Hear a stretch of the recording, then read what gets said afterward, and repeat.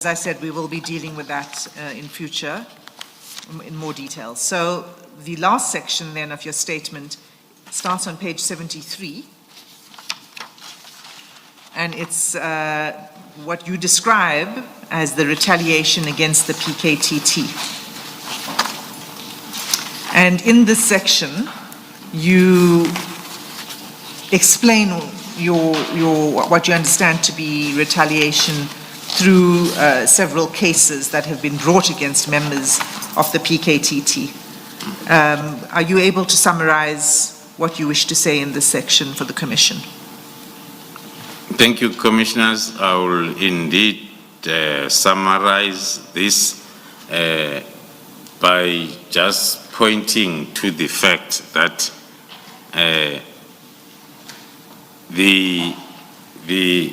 after the realization that PKTT was a mistaken identity in blocking the GCIOPS investigations, then one realized that during December, the first objective of the opposition, I'll say so, was to deal with the project leader. Hence, there were lots of activities that were talking to the arrest of the project leader. Evidence has been led, and I've referred to quite number of examples. Even the team, PKTT, most of the cases, if not all, they were registered in December 2024, the busiest month. So the closure of PKTT that happened on the 31st of March, of December 24, according to our analysis, was the second attempt. The first attempt was to arrest and disrupt the activities that are continuing, and then came the disbandment. So there are lots of cases that has been indicated as part of evidence. One of them is the case that the 7 of us from the Division Crime Intelligence are facing. To relate this case with retaliation is, when we deal with projects, there will be a National Executive Committee of Intelligence that is dealing with that project, and no one else is allowed or is supposed to know and do anything about the project. So the accused on this case that were arrested on the 26th of June is the whole National Executive Committee of GCIOPS. Now, fast forward to the condition that one has not seen much, maybe I must add much, not at all, to say you're on bail, but you are not suspended, but don't go to work. One is associating that with the main purpose of, because going to work, it means you are going to continue working on the GCIOPS. So you are not allowed to go to work, to do your work. You can do something else, but not the work.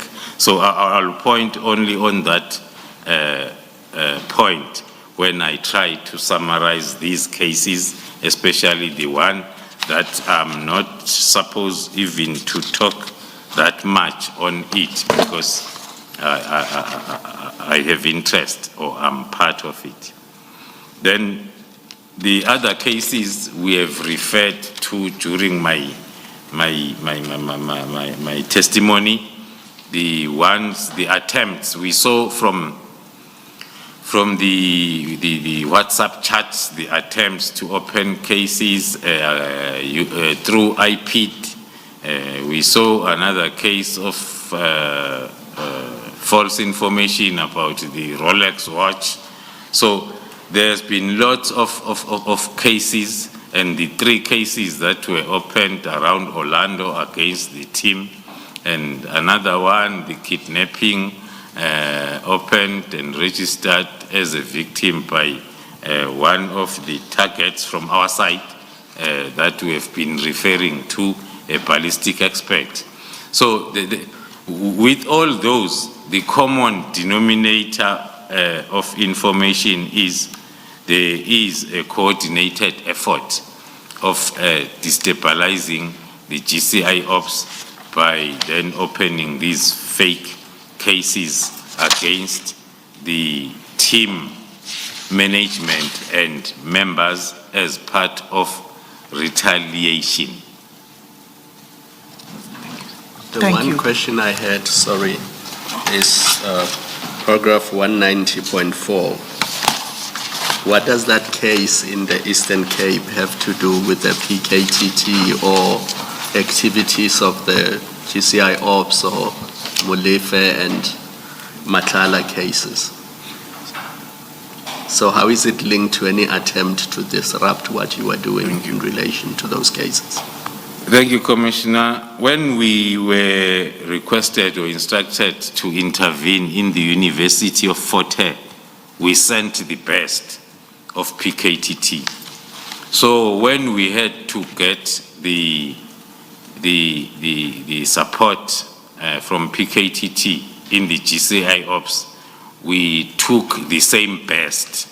So we rediverted the same best from Eastern Cape to Gauteng. Now, the activities that happened in the Eastern Cape will always then have something that can assist someone who wants to come up with false charges against the members of the PKTT stroke GCIOPS. Sorry, let me understand this. You're saying the secondment in November 2024 to Gauteng, you also took people from the Eastern Cape? Yes, Commissioner.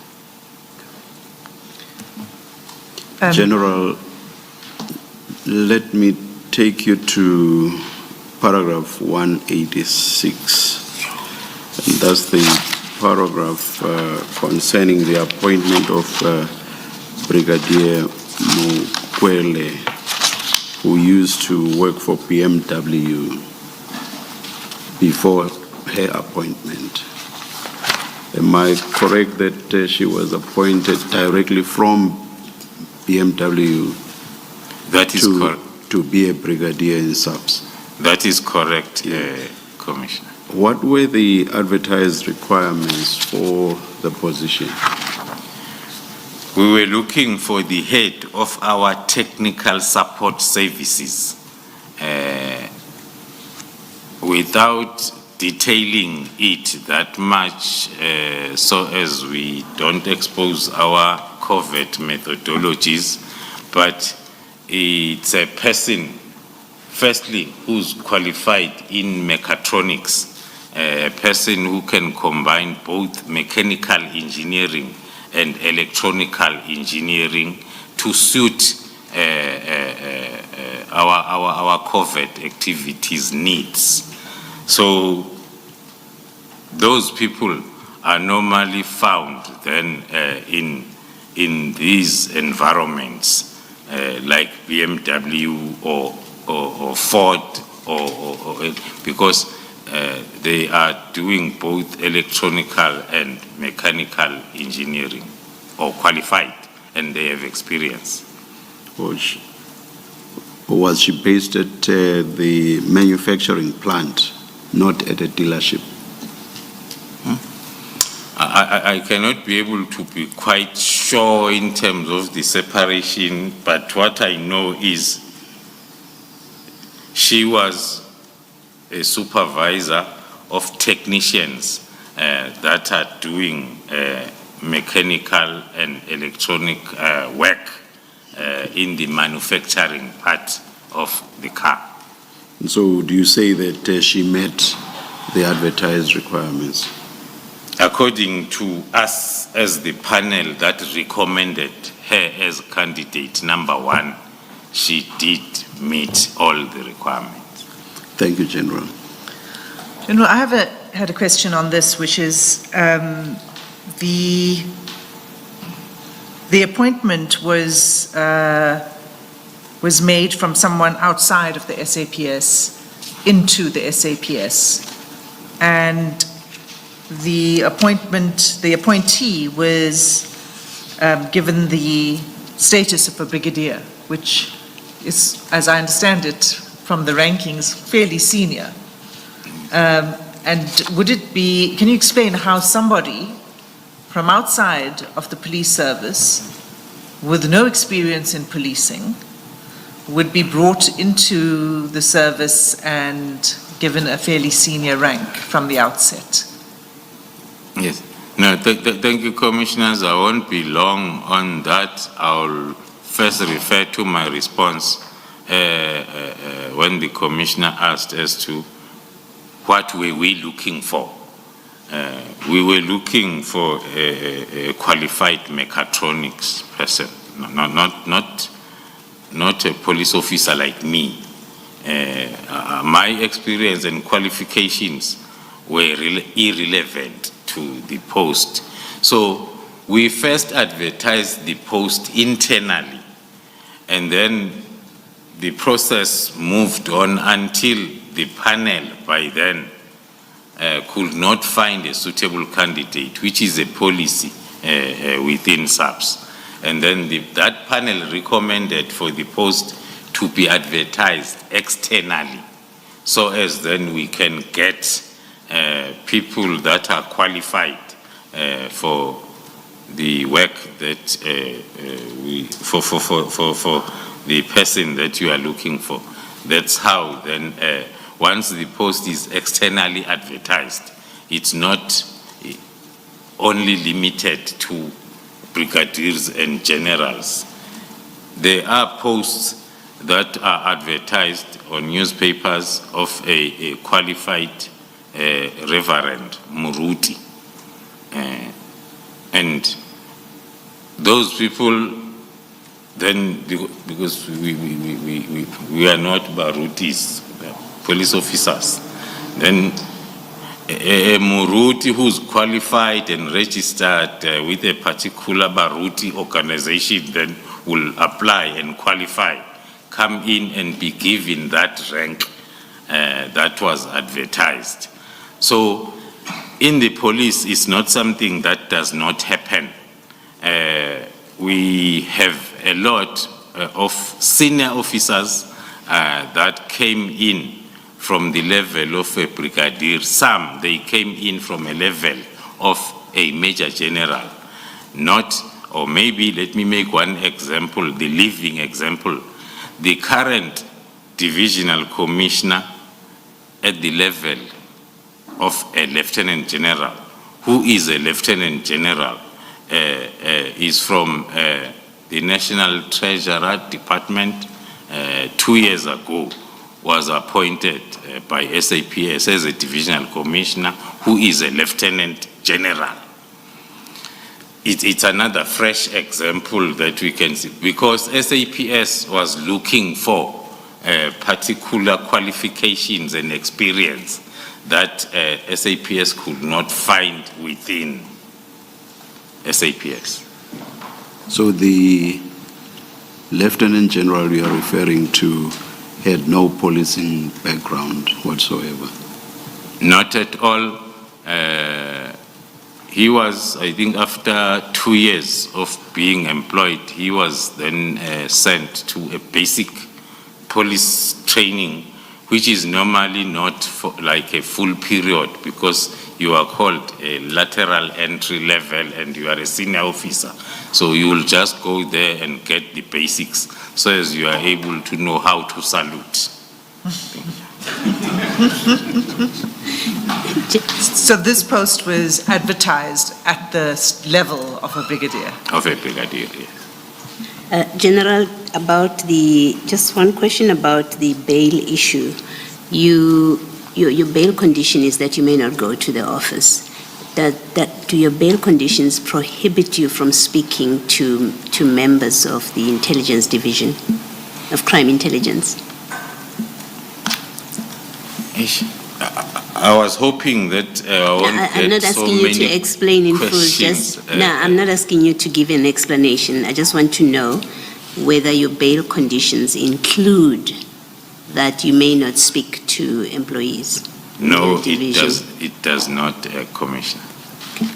Talk to speaking. Yes. The only condition is we must not go to our offices to do our crime intelligence work. Yes. We can do whatever other work as long as it's not crime intelligence. All right, thank you. Thank you, Commissioner. Okay, General, please, can I take you to page 77? Please. Yes. And I think that